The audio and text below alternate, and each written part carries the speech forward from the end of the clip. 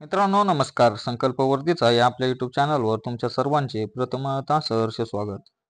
मित्रांनो आपण आज काही प्रश्न आणि त्यांची उत्तरं पाहणार आहोत, त्यामुळे व्यवस्थित असा व्हिडिओ पाहून घ्या. जास्त वेळ वाया न घालवता आज आपण प्रश्नांना सुरुवात करूया. पहिला प्रश्न बघा, भारत आणि जपान यांच्या दरम्यान नौदलाचे कोणते युद्ध सराव आयोजित केले होते? आता कोणाकोणाच्या दरम्यान भारत आणि जपानच्या दरम्यान कोणते युद्ध सराव आयोजित करण्यात आले होते? मित्रांनो जिमेक्स जिमेक्स युद्ध सरावाचे या नाव आहे. काय आहे? जिमेक्स. दुसरा प्रश्न बघा, तोफखाना दलात दाखल होणाऱ्या 2 गनसरला प्रशिक्षण देणारे देशातील एकमेव केंद्र कुठे आहे?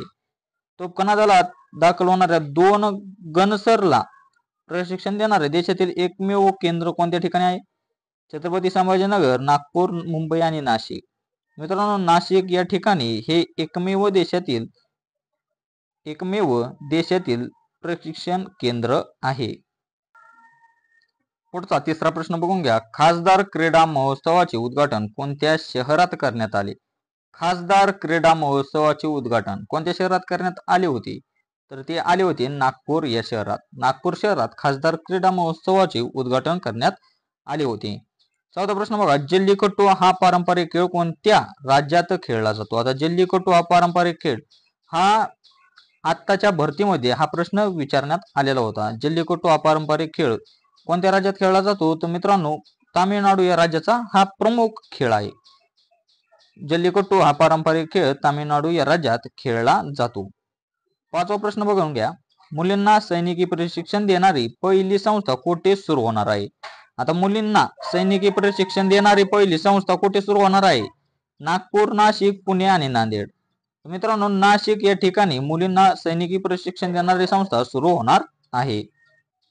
6वा प्रश्न बघा, काश्मीरी भाषेतील पहिले ज्ञानपीठ पुरस्कार विजेते कवी कोण आहेत? आता काश्मीरी भाषेतील पहिले ज्ञानपीठ पुरस्कार विजेते कवी कोण आहेत? M.F. हुसेन, गुलाम नबी आझाद, सलमान रश्दी आणि रेहमान राफी. मित्रांनो रेहमान राफी हे काश्मीरी भाषेतील पहिले ज्ञानपीठ पुरस्कार विजेते कवी आहेत. कोण आहेत? तर रेहमान राफी. 7वा प्रश्न बघा, भारताच्या संविधानाचे अनुच्छेद 370 कोणत्या राज्याशी संबंधित होते? आता 370 कलम हे कोणत्या राज्याशी संबंधित होते? तर मित्रांनो तुम्हाला सर्वांना माहिती जम्मू काश्मीरशी संबंधित होते. 8वा प्रश्न बघा, भारत सरकारने डिजिटल पेमेंट सुविधा वाढवण्यासाठी कोणते ऍप सुरू केले? आता भारत सरकारने डिजिटल पेमेंट सुविधा वाढवण्यासाठी कोणते ऍप लॉन्च केले होते? ऑप्शन बघा, भीम ऍप, पेटीएम, गुगल पे आणि भारत पे. तर भीम ऍप लॉन्च केले होते. कोणते ऍप लॉन्च केले होते? तर भीम ऍप. 9वा प्रश्न बघा, बिटकॉइन हे आभासी चलन कोणी लॉन्च केले होते? आता बिटकॉइन हे आभासी चलन कोणी लॉन्च केले होते? ऑप्शन बघून घ्या, Haruki Murakami, Satoshi Nakamoto, Jeff Bezos आणि एलॉन मस्क. तर सातोशी नाकामोटो यांनी आभासी चलन लॉन्च केले होते बिटकॉइन. 10वा प्रश्न बघा, महाराष्ट्र शासनाने शिक्षक भरतीची प्रक्रिया राबवण्यासाठी कोणते पोर्टल सुरू केलेले आहे? आता महाराष्ट्र शासनाने शिक्षक भरती राबवण्यासाठी कोणते पोर्टल सुरू केले? तर मित्रांनो पवित्र पोर्टल हे पोर्टल महाराष्ट्र शासनाने शिक्षक भरती प्रक्रिया राबवण्यासाठी सुरू केलेले आहे. 11वा प्रश्न बघा, तोंडात तिळणं भिजणे या वाक्प्रचाराचा अर्थ ओळखायचा आहे. आता तोंडात तिळणं भिजणे म्हणजे काय? तोंडाला काळं करणे, उद्धटपणे बोलणे, गुप्त गोष्ट मनात न राहणे आणि हाव सुटणे. तर मित्रांनो याचे उत्तर आहे गुप्त गोष्ट मनात न राहणे. तोंडात तिळणं भिजणे म्हणजे गुप्त गोष्ट मनात न राहणे.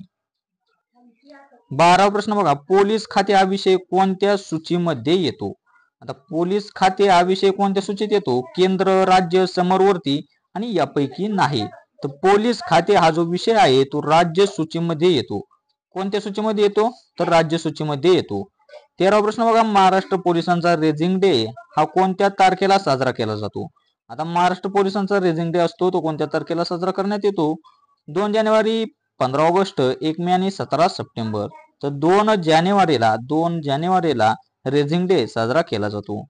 14वा प्रश्न बघा, महाराष्ट्र पोलीस अधिकाऱ्यांसाठी असलेले पोलीस प्रशिक्षण केंद्र कोठे आहे? आता महाराष्ट्र पोलीस अधिकाऱ्यांसाठी पोलीस प्रशिक्षण केंद्र कोठे आहे?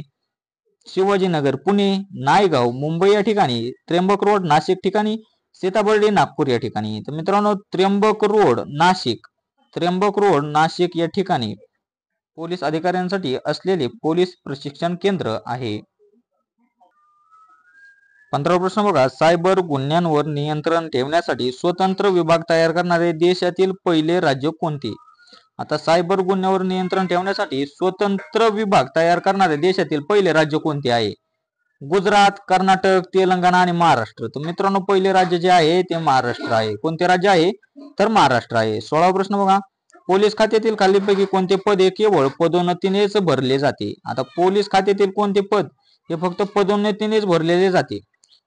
पोलीस उपनिरीक्षक, पोलीस निरीक्षक, पोलीस उपअधीक्षक यापैकी नाही. तर पोलीस निरीक्षक जे पद आहे ते पोलीस खात्यातील हे पद केवळ पदोन्नतीनेच भरले जाते. कसे भरले जाते? तर पदोन्नतीनेच भरले जाते.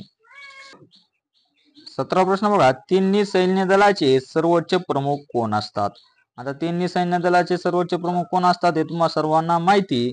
तर मित्रांनो, राष्ट्रपती असतात. कोण असतं तिन्ही सैन्य दलाचे सर्वोच्च प्रमुख?